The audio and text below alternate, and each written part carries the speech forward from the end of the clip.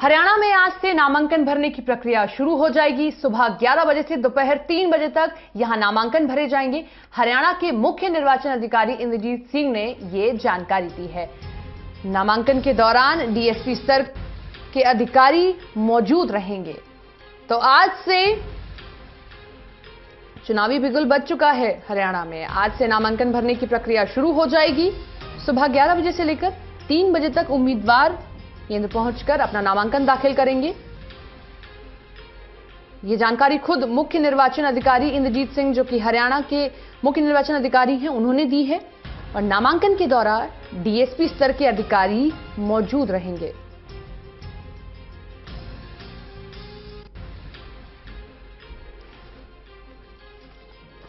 आज से हरियाणा में सुबह 11 बजे से दोपहर 3 बजे तक नामांकन भरने की प्रक्रिया शुरू हो जाएगी। जिस वक्त नामांकन किया जाएगा उस वक्त केंद्र में डीएसपी स्तर तक के अधिकारी भी मौजूद रहेंगे। किसी चीज की चूक ना हो, इसको देखते हुए तमाम अधिकारी वहां मौजूद रहेंगे और आज से उम्मीदवार अपना नामांकन दाखिल कर सकते हैं।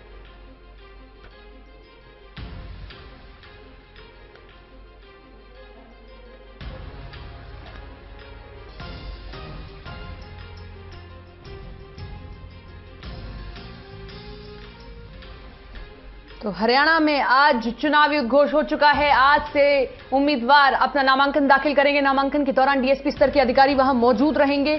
सुबह 11 बजे से दोपहर 3 बजे तक उम्मीदवार वहां जाकर अपना नामांकन दाखिल कर सकते हैं।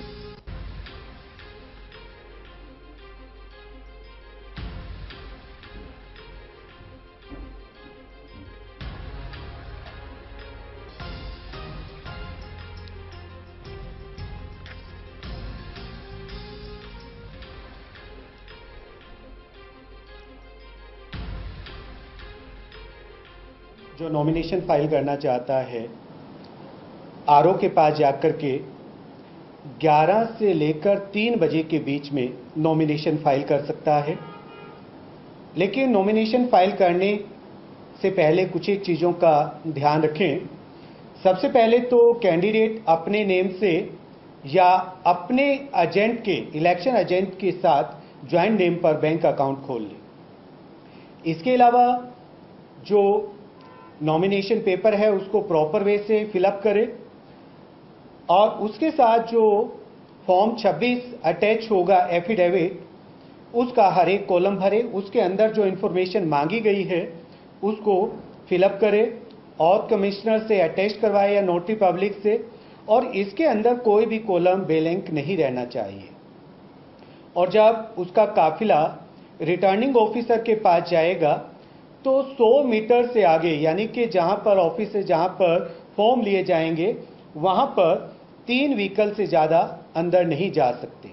और नॉमिनेशन फाइल करने के समय जो कैंडिडेट है, यानी कि मैक्सिमम 5 लोग ही कैंडिडेट समेत वो आरओ के ऑफिस में एंटर कर सकते हैं। सुरक्षा के हिसाब से डीएसपी रैंक का ऑफिसर वहां पर नियुक्त किया जाएगा ताकि प्रॉपर वे से जो नॉमिनेशन की प्रक्रिया है, जो इलेक्शन कमीशन ऑफ इंडिया ने निर्धारित की है कि जैसे कि 100 मीटर की परिधि के अंदर कोई भी व्हीकल एंटर नहीं करेगा और अंदर 5 से ज़्यादा जो व्यक्ति हैं कैंडिडेट के साथ, कैंडिडेट समेत एंटर नहीं करेंगे। और लॉ एंड ऑर्डर की जो व्यवस्था है डीएसपी रैंक का अधिकारी उसको देखेगा।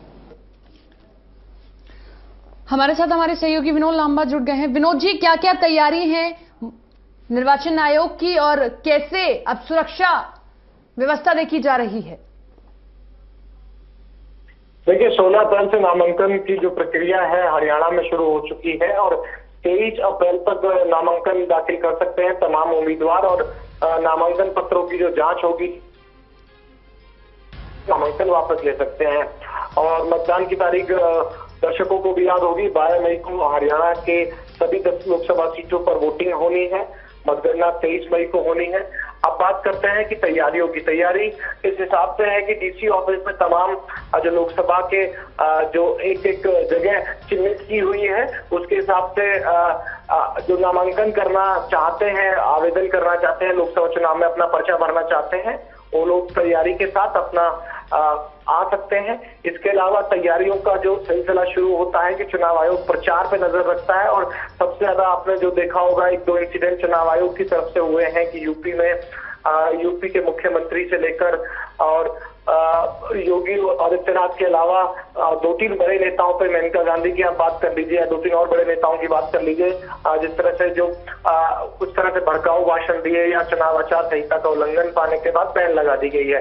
अब ये दिख रहा होगा कि हरियाणा में चुनाव आयोग किस तरह से अपनी शक्ति दिखाता है और किस तरह से भाषणों से लेकर तमाम चुनाव प्रचार पर धन के खर्च से लेकर भाषा के कंट्रोल और चुनाव आचार संहिता को लेकर क्या करता है। क्योंकि एक बार नामांकन दाखिल होने के बाद जब चुनाव प्रचार अपने शबाब पर होता है तो उस समय कई तरह की चीजें सामने आती हैं कि चुनाव आचार संहिता का उल्लंघन तो नहीं हुआ है।